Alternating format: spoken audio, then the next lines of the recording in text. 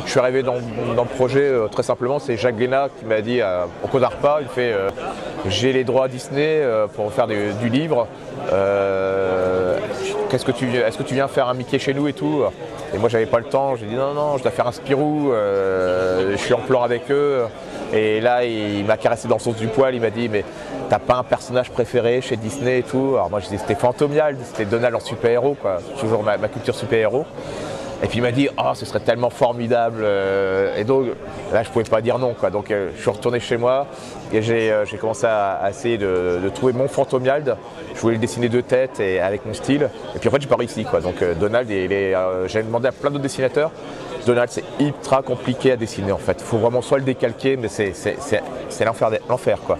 Et du coup pour m'amuser j'ai dessiné Mickey comme ça en 2-3 coups de crayon, et puis là je me suis dit mais tout de suite, il avait mon style et c'était Mickey quoi. Et donc, et là j'ai eu plein de souvenirs d'enfance qui me sont revenus que, en fait, j'étais ultra fan de Mickey. J'avais complètement oublié. Moi, je suis encore ultra fan des vieux dessins animés de Mickey, des noir et blanc, de Steamboat Willie. Et puis voilà, et c'est marrant, c'est plus je travaillais sur le projet, plus je dessinais, plus je me suis rendu compte que même Captain Biceps et Samson Néon, qui ont un style très cartoon, et ça venait de mes lectures de BD évidemment, mais ça venait aussi des dessins animés que je pouvais regarder. Alors il y avait Goldorak, il y avait Tex Avery, mais il y avait surtout Mickey quoi. Et donc pour moi ça a eu une grosse influence quoi. Moi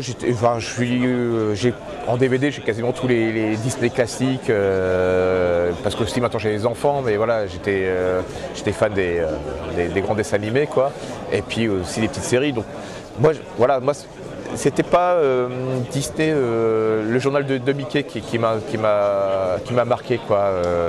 C'était plutôt vraiment le dessin animé.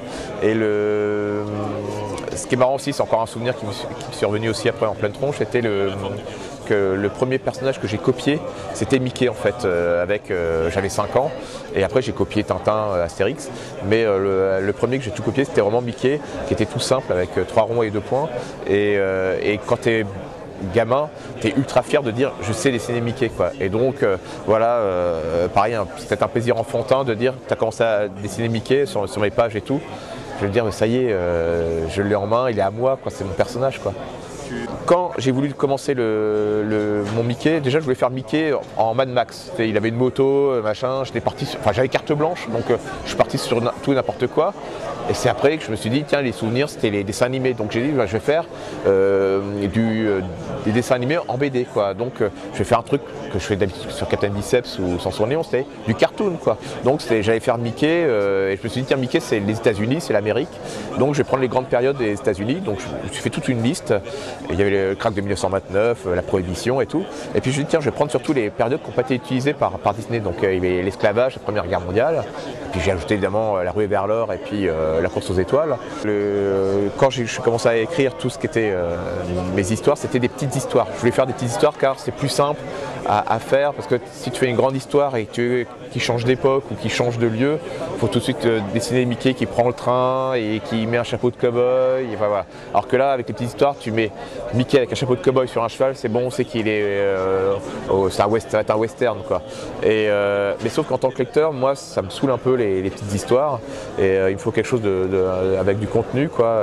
Et c'est là que j'ai inventé Pépé Mickey avec Norbert, son arrière-petit-neveu, et Pépé Mickey va raconter ses histoires. Je lui dis tiens, bien, il va raconter sa jeunesse, et puis voilà. Et pareil, ça a été encore des souvenirs pour moi, parce que ça m'a rappelé ma grand-mère qui m'a raconté sa jeunesse, et parce qu'elle était née en 1909, et donc pareil, elle a connu les 2 guerres, et puis il y avait des trucs rigolos aussi à raconter avec les premières voitures, les premières motos, et j'avais le même rapport quoi. C'était que je pouvais blaguer avec ma grand-mère, ça la faisait marrer, je la remettais en question, parce que Pépé Mickey, il a aussi des trous de mémoire, des fois aussi une mauvaise foi, il réinvente un peu son histoire, et donc c'est son arrière-petit-neveu qui le guide, il fait mais t'es vraiment sûr et tout. Et donc j'avais ces mêmes rapports avec ma grand-mère quoi. Donc voilà, encore des souvenirs. Jacques, si j'avais fait un album de 1000 pages, il me l'aurait pris quoi. Donc non, il m'avait dit tu fais le format que tu veux, tu fais le nombre de pages que tu veux. Moi j'étais parti sur un 100 pages avec cette histoire. Et puis en fait, comme à la base on devait sortir tous les 4 ensemble avec Cosé, avec Karamidas, Tondem et Loisel. Et puis en fait, heureusement, ils se sont dit, bon, on va faire les 2 premiers, Caramélias et Loisel, et puis les 12 après. Mais moi, j'étais dans la course, quoi. Et en fait, j'ai mis 18 mois quand même pour faire cet album. Et à un moment donné, je me dis, moi, je voulais que mes pages soient vraiment de qualité. Et à un moment donné, bah, voilà, mes 2 histoires étaient écrites, storyboardées. Et j'ai dû dire, bon, allez, je fais un choix, je les mets pas, quoi. Et puis je me dis, s'il y a un tome 2, bah, je pourrais peut-être les mettre. Et puis voilà, s'il n'y a pas de tome 2, tant pis, quoi. Il y aura un tome 2 ? Donc en fait, quand j'ai fini d'écrire mon album, j'ai commencé à dessiner ma première planche et j'ai le cerveau qui commençait à continuer à travailler. Et puis j'ai trouvé, comme mon album est à une fin ouverte, et j'ai commencé à avoir d'autres idées qui sont venues, puis je les ai notées évidemment. Et je me suis dit, si ça marche bien, si Glénat est OK, si Disney est OK, pourquoi pas faire un tome 2, quoi. Et puis là, il y a un mois, il y a Jacques Glénat qui m'a dit, bon, super ton album, quand est-ce que tu fais le tome 2 ? J'ai dit, bah OK. Bah non, parce qu'en fait, au début, on nous a dit qu'on avait carte blanche. Donc nous, on a fait carte blanche, quoi, mais tout le monde, quoi. Puis après, en fait, on nous a dit, eh non, mais en fait, il y a Disney qui est là. Donc, ah ouais, donc la carte blanche n'était pas si blanche, mais ça va. Donc il y avait, heureusement, on connaissait tous l'univers de Mickey, Disney, donc on savait moi, je voulais pas faire une parodie, donc je n'allais pas mettre de cervelle éclatée, du sang, je n'allais pas mettre Mickey. Ah si, j'ai fait Mickey à poil, mais on voit pas son zizi, quoi. Mais voilà, j'étais sobre quand même. Et puis voilà, ce que je dis tout le temps, c'est qu'avec Captain Biceps, j'ai pu tout faire, quoi. Si je voulais mettre une couille qui dépasse un slip, je le faisais, quoi. Donc j'avais pas besoin de dessiner de la couille de Mickey, quoi. Donc, moi, je voulais faire un Mickey.